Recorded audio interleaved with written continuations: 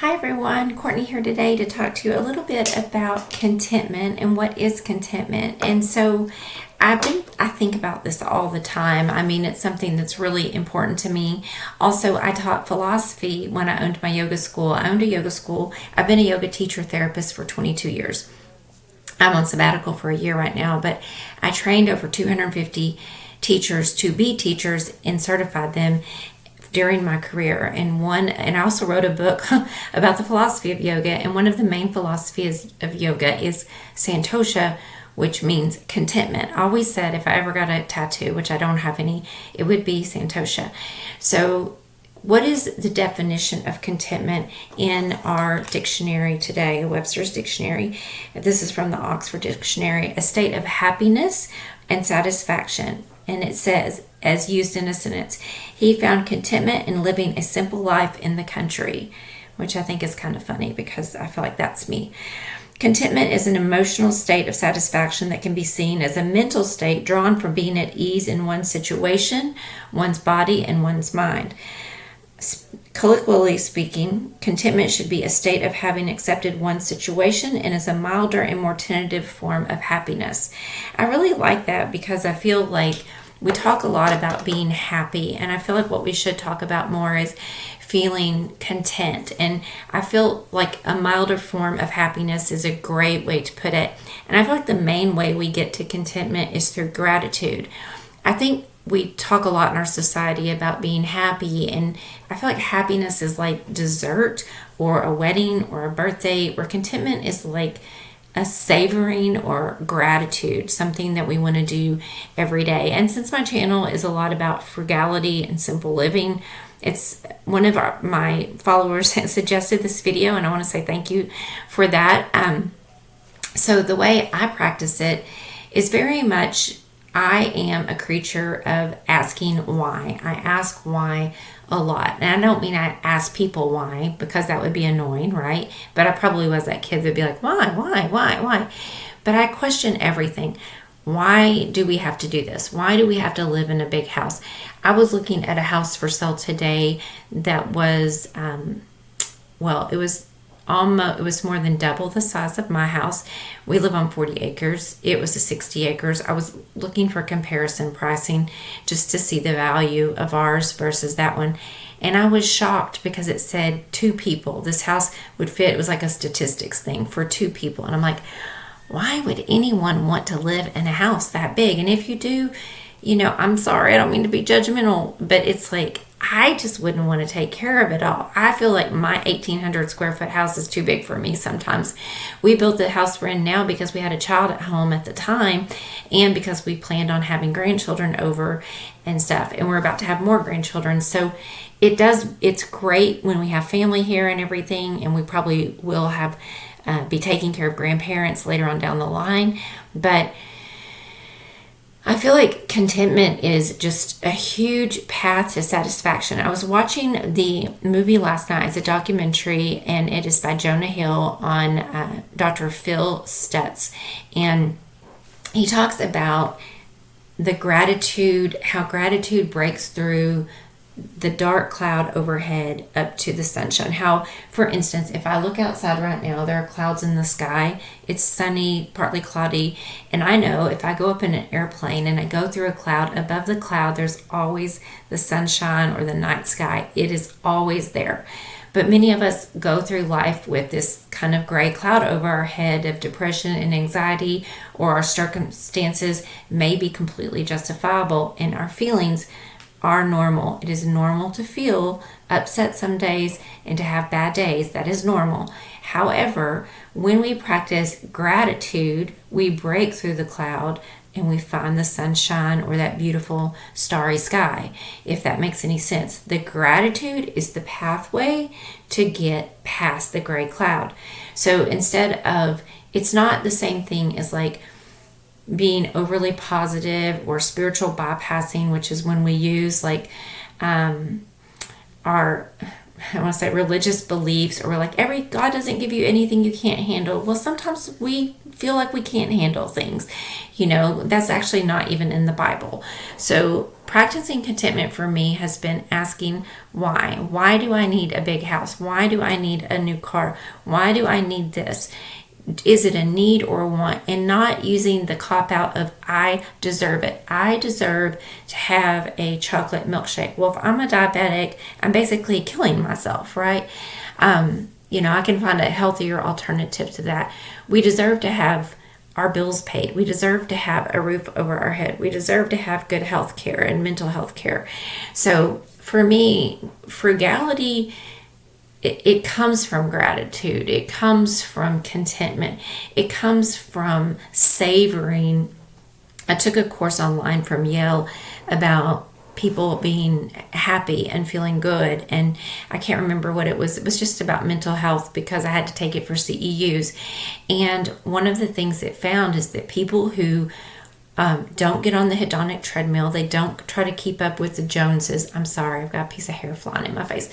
They don't try to keep up with the Joneses. They get what they need and they stop. And I will tell you, that's how we became financially independent. We got to a point where our needs were met. We have a comfortable home. We have comfortable vehicles. They're all over 10 years old. We have a home that's 1,779 square feet. We do own a lot of land, but our home is modest. We have comfortable clothing. We take moderate vacations. We don't take international vacations all the time. I mean, when I was growing up, I was watching a video from the 70s and it was like things from the 70s and it was actually in Europe. So some of it didn't even really apply, but it was just like, yeah, I mean, when we would go travel, we would go see family. Like that was our vacation. We would go to Texas to see our family. Like I never traveled to not see family until I was 15. And that was to see friends that lived in Florida. Like that just wasn't a thing like it is now. People didn't internationally travel very often unless they were wealthy when I was growing up. We packed our lunch to go to school. We didn't get fast food very often. And so a lot of the things now that we think we need or we think we deserve, I didn't even grow up having them available to me or even knowing about them. Like I know that I can get what I need from, like this year I'm not buying any new books. It's part of my no buy for the year. There's no new books. But I know that I can get books from the library. I know that I can get them from my app on my phone for free from the library. So I don't feel the need because I'm content getting them from the library. We're asking for them for a special occasion. If it's something I can't get from the library, I can always say, hey, out for Mother's Day, I would really like this book, or whatever it is. My husband and I, a way that we practice contentment and savoring, and my husband is really good about this naturally. I don't even know if he knows this is a thing, but in that study I took on well-being, it was called The Science of Well-Being, that's what it was called. They talk about when we savor, when we say, this is a great meal. My husband will say to me all the time, you can't get food like this in a restaurant, nothing we get out of the house is as good as what you cook at home. He is savoring that meal. He is finding the good in it, which also makes me feel good. I really enjoy being home watching movies with my husband or taking walks with my husband. That doesn't cost anything. I try to find things that bring me joy and contentment and happiness that do not cost anything. When I was training teachers, I would do this exercise. I'm also a solution-focused coach, and I would ask people to write 10 things down that gave them joy. And what I found was that 90% of the things people wrote down were things that did not cost anything or cost very little or were attainable for very little. The thing is, when we're given stuff, when we're given the new car, the joy and happiness and elation, it wears off over time. We may appreciate the car. Now, if we want to continue to find that, we have to find joy in it. I know that I was somewhere and someone said to me, like, I bet that's a big car payment. I don't even know why. It was one of my class members, and I was like, I don't have a car payment. I drive a 10-year-old car. I pay cash for it. I don't find, and when I upgraded my car, I went from a 2015 to a 2013, but I got a nicer model of the car. So, like, the car I drive now is nicer than the one I had that was newer. So, I had a 2015 Subaru, and I ended up getting a 2013 Honda Accord EX. I don't know, it's a fancy one. My friend sold it to me, and it has a lot more features, it's a lot more comfortable. I didn't go get anything nicer than that because I've never had anything nicer than that. So I don't even know what that feels like. I'm content because I don't know what it feels like to have something nicer than that. I got this sweater at a resale shop. I'm content with my sweater from the resale shop, which I think is probably a nicer brand than one I could go buy at like Walmart. So it's just being aware, savoring, practicing gratitude, thinking about finding the good. So when this really changed my life, and I'll share this and I'll wrap this up, was back in 2011. I got a book by, I think the lady's name was Sarah Von Breckwith, and she was really popular. She was on Oprah, and there was this gratitude journal, and every day you would write down what you were grateful for. And I was going through a divorce, and I had 4 kids, and I had not worked full-time in a long time. I had worked part-time, but taking care of 4 kids was full-time.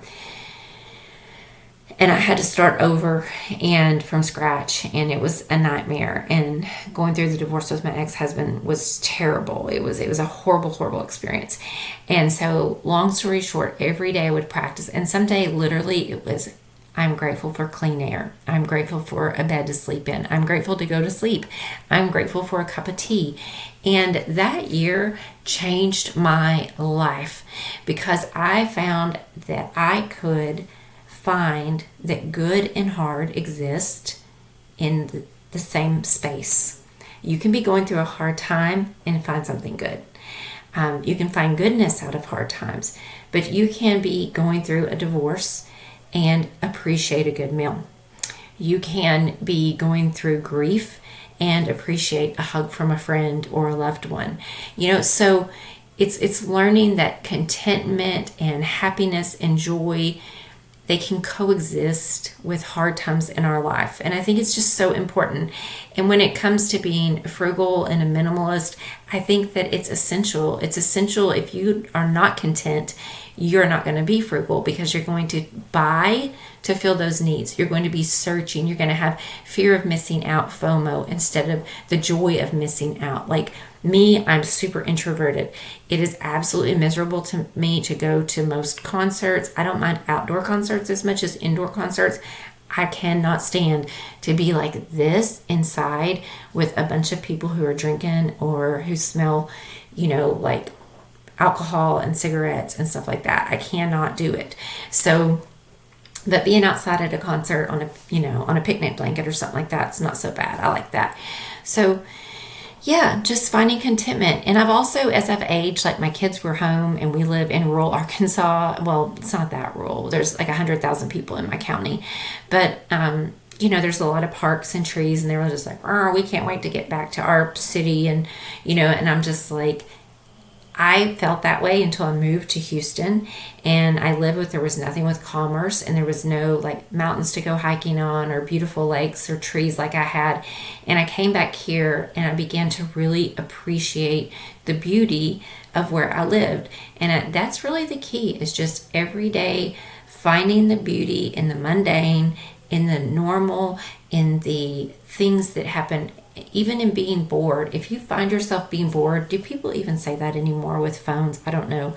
But the joy of watching and learning something on YouTube, the joy of reading a book, the joy of watching a movie, the joy of being able to. That's another thing. I switched my language to I get to clean my house because I have a home. I get to wash my car because I have a car. I get to call my kids because my kids are doing well and I can call them, whatever. And they're not always well. Sometimes we have problems and things go bad, but I appreciate when things are good. And I appreciate that I'm privileged in the sense that I have a home and a family and a car, and there are people out there suffering, and I pray for their healing, and I pray for that they have bellies full of food and that they get comfort and warmth and they get what they need. But I don't avoid recognizing what I have every day and that I don't deserve more any more than they do. And so we have to keep that in mind. So I hope this has made sense. It's been quite a ramble, but it's something so dear to my heart. And when I was asked to make it, I was like, oh, but those are just the feelings speaking straight from my heart. Thank you for being here. If you like this, please subscribe and like. I appreciate it. Bye, y'all.